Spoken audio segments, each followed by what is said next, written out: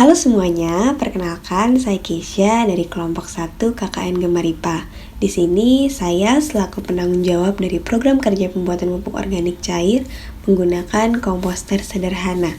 Sebelum kita melihat bagaimana praktik secara langsung pembuatan POC, yuk simak sedikit penjelasan materi mengenai definisi, prinsip, dan manfaat dari POC.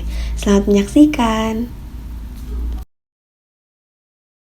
Salah satu permasalahan yang kerap dihadapi di perkotaan adalah besarnya jumlah produksi sampah, baik itu organik maupun non-organik.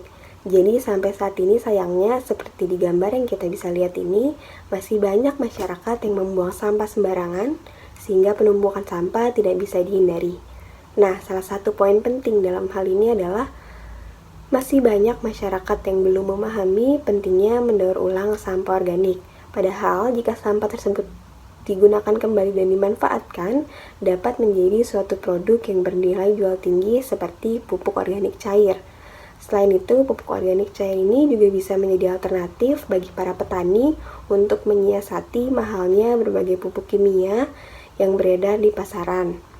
Dengan pengolahan sampah organik terutama limbah pertanian ini, secara tidak langsung juga para petani sudah mempraktekkan sistem pertanian berkelanjutan, di mana kita memanfaatkan sampah yang dihasilkan menjadi pupuk yang akan menunjang kebutuhan nutrisi tanaman, sehingga terjadi proses minimalisir sampah pertanian.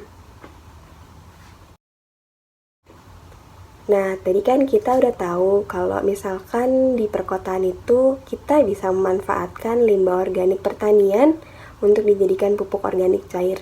Tapi apa itu POC?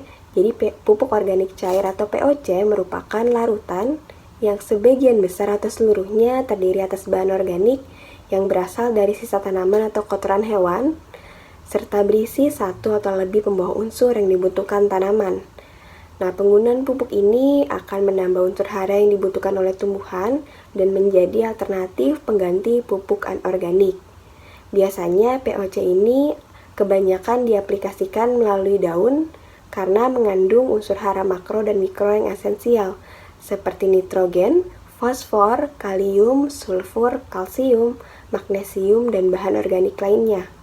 Nah, di sini kita kan menggunakan bahan organik yang akan menjadi bahan utama dari pupuk organik cair. Nah, bahan organik ini nantinya akan difermentasi atau degradasi oleh mikroorganisme sehingga cepat hancur dan bisa menjadi pupuk organik cair. Biasanya, semakin bagus kualitas POC ini ditentukan oleh kondisi bahan baku yang masih segar dan semakin beragamnya jenis mikroorganisme yang ada selama proses pembuatan pupuk cair tersebut. Prinsip pembuatan pupuk organik cair dilakukan melalui proses fermentasi aerob.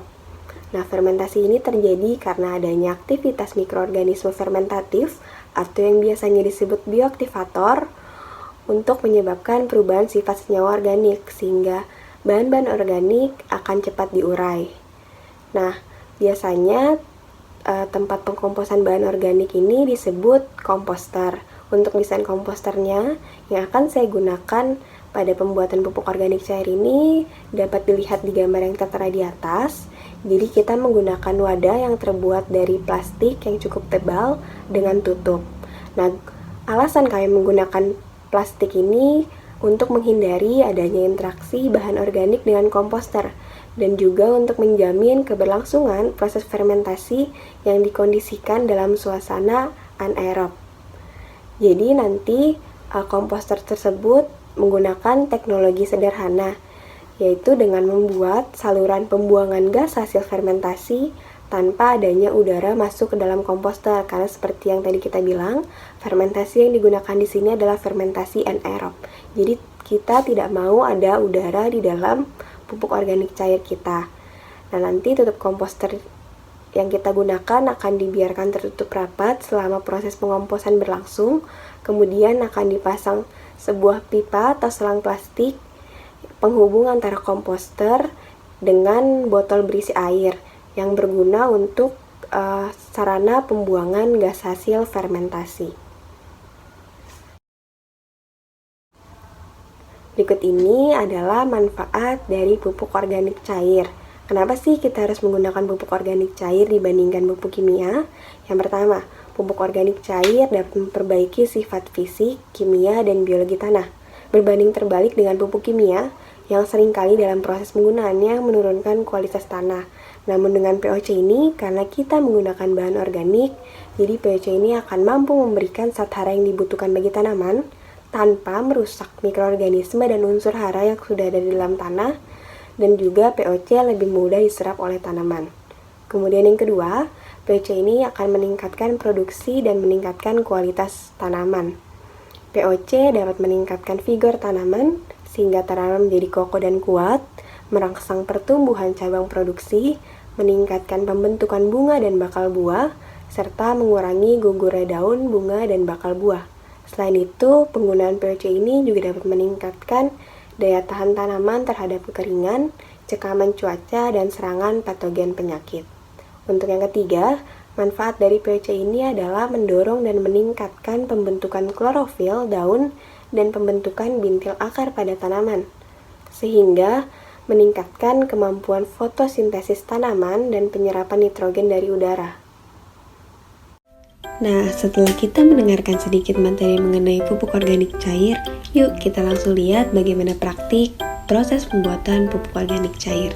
Pembuatan pupuk organik cair diawali dengan menyiapkan alat dan bahan berupa 100 gram gula merah dan 200 gram terasi yang sudah dilarutkan dengan air, 200 ml larutan EM4, 1 kg kotoran ternak matang, solatip, tali rafia, gunting, selang aerator, ember 45 liter, dan kurang lebih 5 kg sampah hijauan. Langkah pertama pembuatan pupuk organik cair dimulai dengan mencacah sampah hijauan berupa gerbok pisang dan dedaunan. Langkah ini bertujuan untuk memperkecil ukuran sampah, sebab semakin kecil ukurannya maka proses fermentasi bahan organik dapat berlangsung lebih cepat dan sempurna. Langkah selanjutnya, sampah hijauan yang sudah dicacah ditimbang sebanyak kurang lebih 5 kg dan dimasukkan ke dalam komposter. Komposter yang kami gunakan di sini berupa ember plastik yang akan diberi selang di bagian atasnya.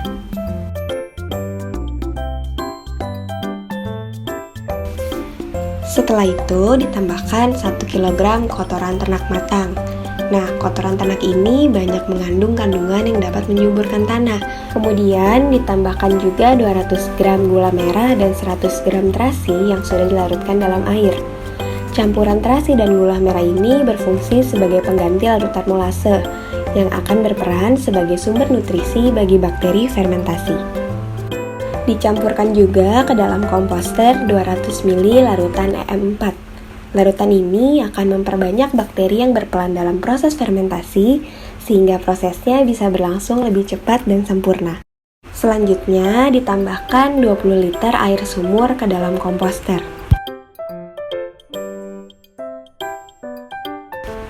Setelah semua bahan dimasukkan ke dalam komposter, aduk seluruh bahan tersebut sampai tercampur rata.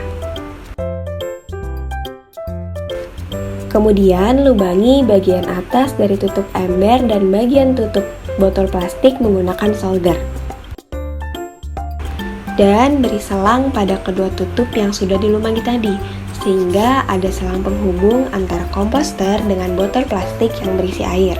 Pastikan bahwa selang pada ember tidak tercelup air, sehingga gas-gas yang terkumpul selama proses fermentasi dapat dialirkan keluar. Lalu tutup komposter dengan rapat dan diamkan selama kurang lebih 2 minggu. Setelah pupuk organik cair didiamkan selama 2 minggu, kemudian kita akan menyaring pupuk organik tersebut dengan cara memisahkan ampas dengan airnya.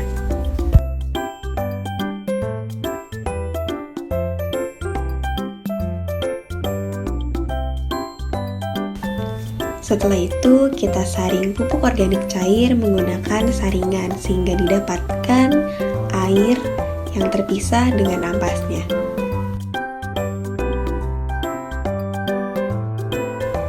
Lalu, masukkan cairan pupuk organik yang sudah dipisahkan dari ampasnya ke dalam botol plastik dan pupuk organik cair sudah siap untuk digunakan. Untuk pengaplikasiannya, biasanya 50 ml pupuk organik cair harus dilarutkan dalam 1 liter air dan kemudian diaplikasikan kepada tanaman.